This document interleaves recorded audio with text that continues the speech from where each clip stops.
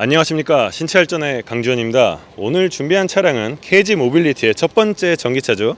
토레스 EVX입니다. 토레스 EVX, KG 모빌리티 이전에 쌍용차 시절 쌍용차를 기사회생시킨 이 토레스의 전기차 버전이죠. 토레스를 쫙 빼닮아서 이제 디자인 하나는 되게 이쁩니다. 그러면서도 이 앞쪽이 점점 형태로 바뀌는 이 헤드램프가 이 전기차임을 좀 나타내는 그런 형상을 하고 있고요. 처음에 이 차가 출시됐을 때 이제 중국산 LFP 배터리를 탑재한다고 해서 많은 우려가 있었지만 어쨌든 그 중국산 배터리를 탑재한 탓에 굉장히 경쟁력 있는 가격을 구사하게 돼서 나름대로 시장의 반응과 인기를 끌고 있는 그런 모델입니다. 토레스 내연기관 버전도 이 가성비 모델로 인기를 많이 끌었죠. 중형 SUV를 3천만 원 가격에 살 수 있다는 그런 이점으로 인해서 상당히 많은 판매량을 기록했고, 그럼으로 인해서 쌍용차가 회생을 하고 KG 모빌리티로 넘어갈 수 있었던 그런 원동력을 발휘할 수 있었던 그런 차종입니다.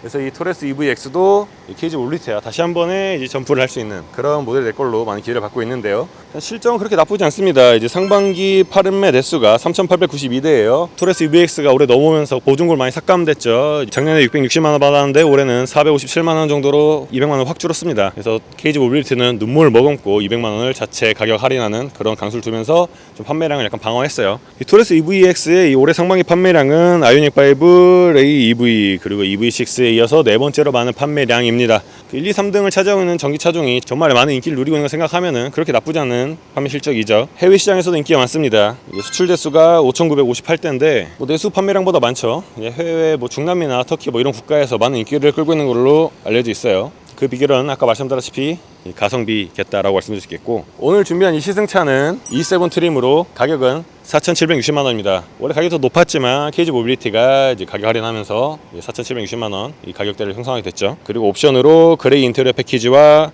3D 어라운드 뷰 모니터링 시스템, 20인치 다이아몬드 커팅 휠 타이어 이렇게 적용되어 있습니다. 20인치 타이어가 탑재된 만큼 받을 수 있는 보조금이 18인치 비해 살짝 줄어듭니다.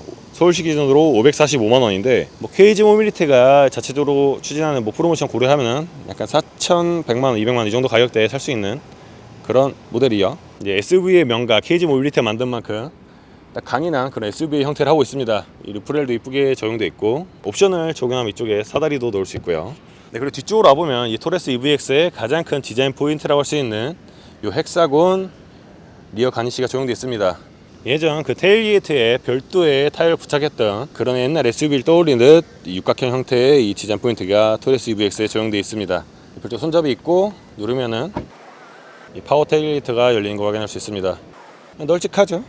중형 SUV만큼 널찍한 적재 공간 이런 것들을 자랑해요. 적재 공간은 기본 839리터, 그리고 2열 폴딩 시 1662리터 대용량 적재 공간을 제공하고 있습니다. 하단 내려오시면 벽돌도에 역시 적재 공간 마련되어 있고, 어느 정도 차박도 가능하겠죠? 이 정도면. 그리고 왼쪽 운전석 앞쪽에 충전구 별도 마련되어 있습니다. 자동은 아니고 수동으로 해야 되긴 하지만 깔끔하게 충전구 박히는 거 볼 수 있고요. 이제 실내로 넘어와서 먼저 2열 공간부터 좀 살펴보겠습니다. 중형 SUV만큼 굉장히 넉넉하죠. 제가 앞좌석을 제 덩치에 맞게 꽤 뒤로 밀었음에 불구하고 레그룸이 아주 넓다고 볼 수는 없지만 그래도 숨 쉴 수 있게 좀 조성돼 있고, 헤드룸도 넉넉하죠. 등 받침대도 꽤나 이제 내려와 있어서 장기간 탑승하기에 무리가 없고요. 별도의 오늘 시트 적용되어 있습니다. 햇빛 가리개도 적용된 거 볼 수 있고, 옷걸이 형태의 손잡이라고 해야 될까요? 이 옷걸이 형태 손잡이형도 적용되어 있고, 조금 놀라운 게 이런 식으로 받침대가 적용되어 있어요. 잠깐 이런 차에 앉아서 업무를 보거나 식사를 하기에도 굉장히 용이할 것 같아요. 이런 받침대를 별도로 사야 하는 경우도 있었는데 이 차는 별로 살 필요 없이 기본으로 구성되어 있어서 패밀리카로 활용하기 굉장히 용이하다, 이런 매력을 자랑한 것 같습니다. 충전 포트 2구 C타입으로 적용되어 있고 열고 닫을 수 있어요. 독립 공조 조절 시스템 없습니다. 이거 앞좌석에서 조절해야 되지만, 조수석은 이렇게 2열 좌석에서 기울기와 앞뒤를 조절할 수 있습니다. 팔걸이 이렇게 적용되어 있고, 사실 제가 이 토레스 EVX를 받기 전에 솔직히 그렇게 큰 기대는 하지 않았는데 이 차를 받고 나니까 굉장히 디자인도 만족스럽고 공간감도 만족스러운 게 이 정도면 좀 사도 괜찮겠다라는 생각이 들 정도로 나쁘지 않은 이런 구성인 것 같아요. 어쨌거나 이 중형 SUV를 탄다는 거는 이 패밀리카로 이제 고려한다는 거니까 이 정도면은 4인 가족이 다 앉아도 충분히 모자람이 없고, 어쨌든 또 캠핑이나 이런 데 활용하기에도 너무 좋겠다 라는 생각이 드는, 전장이 4715mm고 실내 공간을 결정한 휠베이스가 2680mm로 굉장히 좀 준수한 편에 속해요. 현대차의 이지엠피와는 다르게 이 뒷좌석 턱 부분을 아예 평평하게 못 만들었지만 그럼에도 좀 낮게 만들어서 크게 바로 움직이는데 불편하게 없게 적용되어 있습니다. 네, 이번에 1열 좌석 운전석 살펴보겠습니다. 딱 앉았을 때 눈에 들어오는 게 어쩔 수 없이 스티어링 휠 운전대인데, 사실 요건 실망을 좀 했어요. 디자인이 썩 그렇게 세련됐다고는 보기 어려우니까 또 이렇게 알차게 꼼꼼하게 전화 버튼부터 크루즈 컨트롤 기능까지 기타 등등 음향 조절 버튼 이런 것들이 좀 알차게 박혀 있어서 운전대 조작만으로도 차량 조작의 대부분을 할 수 있게 만들어 놨고, 그로 인해서 또 이쪽 센터 페시아 부분이 굉장히 깔끔해졌죠. 이 비상등 하나밖에 없어요. 차량 구성을 깔끔하게 만들었다. 이 전기차인 만큼 이렇게 일체형 디스플레이 적용되면서 좀 세련미를 더했습니다. 탑승자는 이 안에 있는 디스플레이를 통해서 이 공조 조작 버튼부터 지도, 이제 안드로이드 오토, 라디오 이런 기타 여러 차량 조작을 다 할 수 있고요. 통풍 시트와 온열 시트 전부 다 적용되어 있습니다. 운전대를 따뜻하게 하는 그런 기능도 적용되어 있고, 아쉬운 거는 이 안드로이드 오토를 적용하려면 유선으로 USB를 좀 연결해야 된다. 좀 아쉬운 부분이겠지만 그럼에도 이 정도면 나쁘지 않다. 있을 건 다 있다 말씀드릴 수 있겠고, 또 하나 없는 게 헤드업 디스플레이가 없어요. 헤드업 디스플레이가 없지만 계기판을 보면서 속도나 이런 것들 다 조절할 수 있으니까 그 부분 정도 타협해야 될 것 같고, 이 썬루프 이렇게 적용되어 있습니다. 썬루프가 큼지막하진 않지만 그래도 모자람 없이 적용되어 있는데 이렇게 완전히 오픈도 가능합니다. 닫으려면 이렇게 손으로 좀 닫긴 해야 돼요. 뒤쪽에 이제 회생제동 단계 조절할 수 있는 버튼 적용되어 있고, 그리고 USB 포트 이렇게 아래쪽에 두고 적용되어 있습니다. 전기차만큼 위쪽 아래 공간, 수납 공간을 만들었어요. 이게 잘 보이진 않지만 꽤나 큼지막한 공간 마련되어 있어서 핸드백 같은 거 넣기 좀 좋을 것 같고, 이쪽은 무선 충전 패드입니다. 이렇게 핸드폰을 쭉 넣으면 무선 충전이 돼요. 기어는 스위치 형태로 좀 적용되어 있습니다. 이게 처음에는 좀 그래도 깔끔하게 괜찮다 싶었는데 살짝 불편한 게 한 번에 이 D단에서 R단으로 안 넘어가요. 이게 두 번 무선 눌러줘야 되고, 이렇게 쭉 누르고 있으면 올라가긴 하는데 한 번에 쭉 안 올라간다는 게 좀 아쉽긴 합니다. 어쨌든 주로 활용하는 게 D단과 R단 변속인데 그거를 어쨌든 매번 두 번 깔딱깔딱 해야 된다는 게 좀 아쉽긴 해요. 디지털 클래스는 깔끔하죠. 깔끔하면서 아래쪽 버튼을 누르면 차선 유지 보조 시스템 보여드리고, 또 내비게이션 화면을 찍을 수도 있습니다. 이런 식으로 차량에서 나오는 좀 라디오나 음향 이런 것들도 좀 조절할 수 있고요. 약간 플라스틱 소재긴 한데 이런 식으로 깔끔하게 좀 인테리어 소재 적용되면서 운전자의 만족감을 제공하고, EVX에게 벨트 박혀 있고요. 송풍구에 쭉 이어서 이런 인테리어 디테일도 적용될 수 있죠. 이쪽은 송풍구가 아니긴 하지만요. 토레스 EVX 몰고 이제 도심 주행 중인데, 제가 이 차를 받을 때 좀 기준치를 너무 좀 낮게 잡았던 것 같아요. 굉장히 상품성이나 기타 등등 여러 가지 좀 만족스럽습니다. 이 차가 이 가격에 나오다니 라는 생각이 들 정도예요. 이미 널리 알려져 있지만 이 토레스 EVX에는 중국 BYD의 73.4kWh 용량의 LFP 배터리가 탑재되어 있습니다. LFP 배터리가 얘는 NCM 대비 튼튼하고 안정성도 좀 뛰어나다고 알려져 있지만 에너지 밀도가 낮아서 출력에 아쉬움이 있고, 특히 겨울에 주행거리가 대폭 짧아지는 그런 단점이 있는 배터리죠. 그로 인해서 가격이 싸기 때문에 이제 소비자가 좀 접근하기 용이하다는 그런 측면도 있지만요. 이 토레스 EVX는 이 토레스 내연기관과 여러 가지 많이 닮아 있어요. 토레스가 이제 약간의 어떻게 보면 가성비와 디자인으로 승부를 봤던 점에 좀 착안해서 이 차 역시 가성비와 디자인 이런 측면으로 굉장히 좀 승부를 보는 듯한 생각이 듭니다. 배터리에 약점이 있지만 이 주행거리는 18인치 휠 기준으로 434km, 그리고 20인치 휠 기준으로 405km예요. 실질적으로 전기차를 이제 100% 완충해서 타고 다니는 경우는 거의 없으니까 주행거리가 400km 밑도는 거 아니야 라고 하겠지만, 다들 아시다시피 전기차의 실주행거리는 그 인증보다 좀 더 길죠. 그래서 이 차를 받았을 때도 90% 충전돼 있었음에도 주행거리가 400km 이상으로 나와 있었습니다. 지금 좀 에어컨을 좀 빵빵하게 틀어서 그런지 몰라도 배터리 잔량 89% 기준으로 375km 가리키고 있습니다. 경상도까지는 좀 어렵겠지만 전라도나 강원도는 충분히 갈 수 있는 그 정도의 주행거리죠.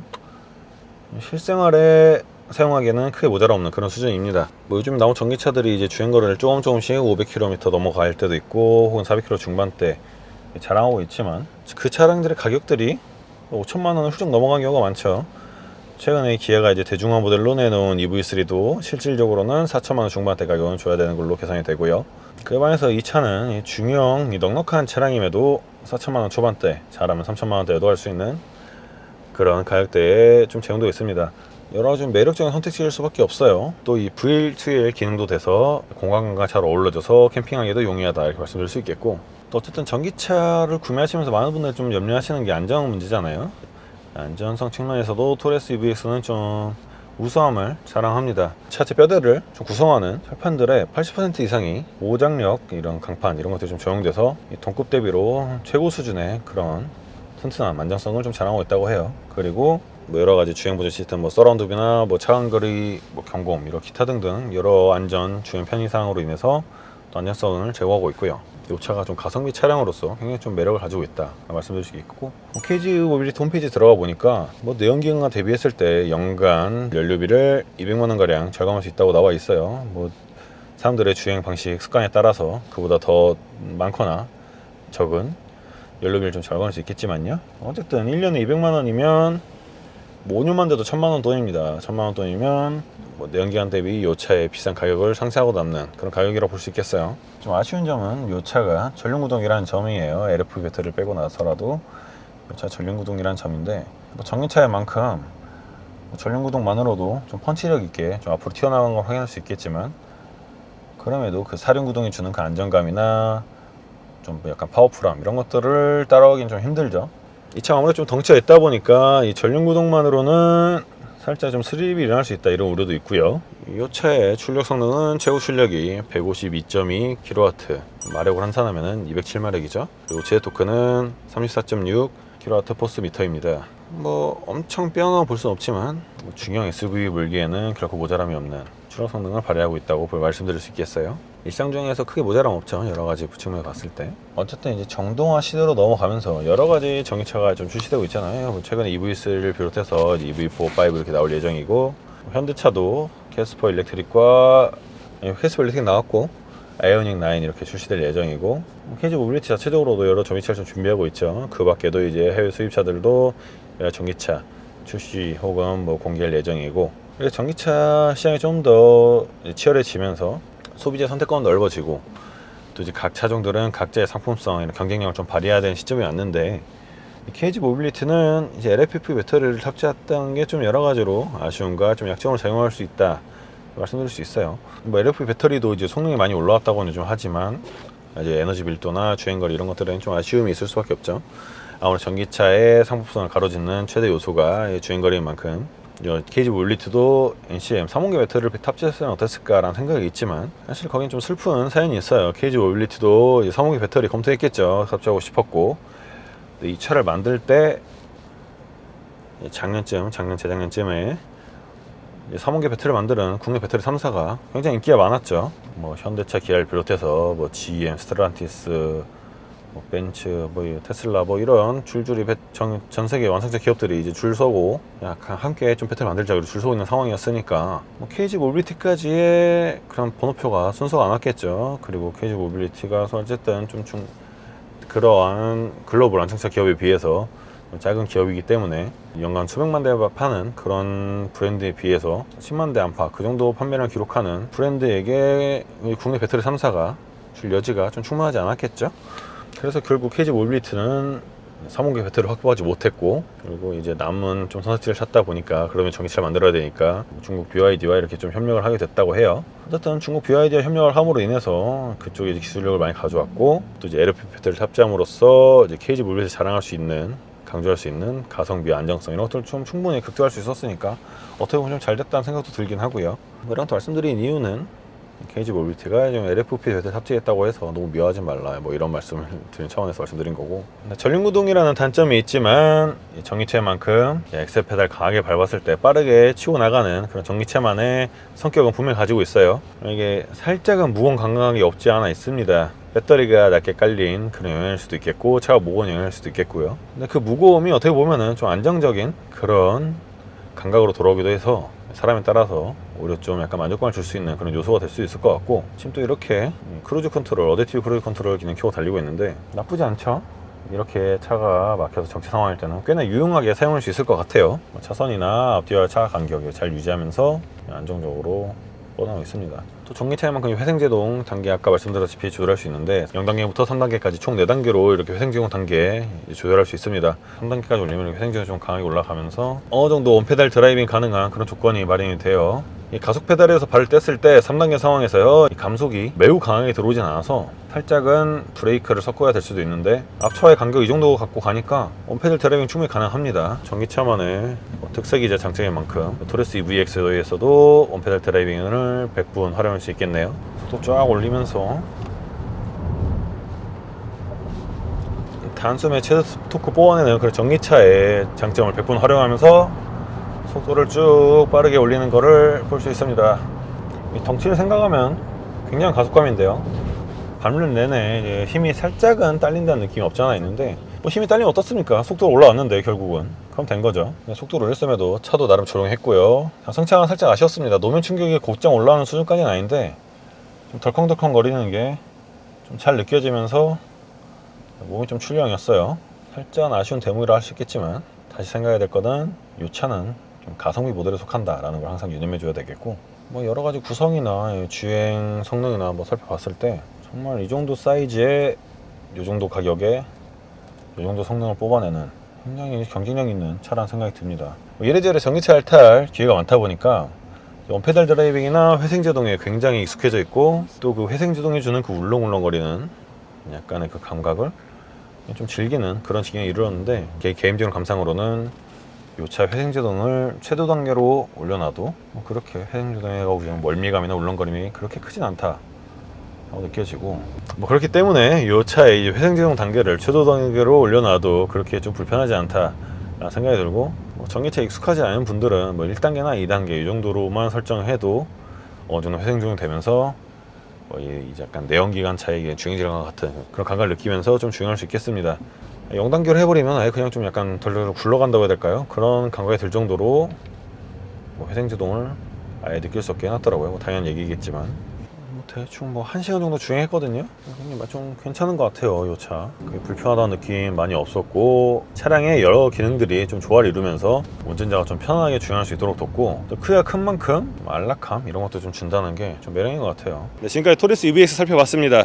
아쉬움이 없는 차라고 말씀드리기 어렵지만, 그럼에도 가격과 공간감이 모든 걸 용서하는 그런 차라고 볼 수 있겠어요. 필요한 것들은 다 빠짐없이 들어가 있고요.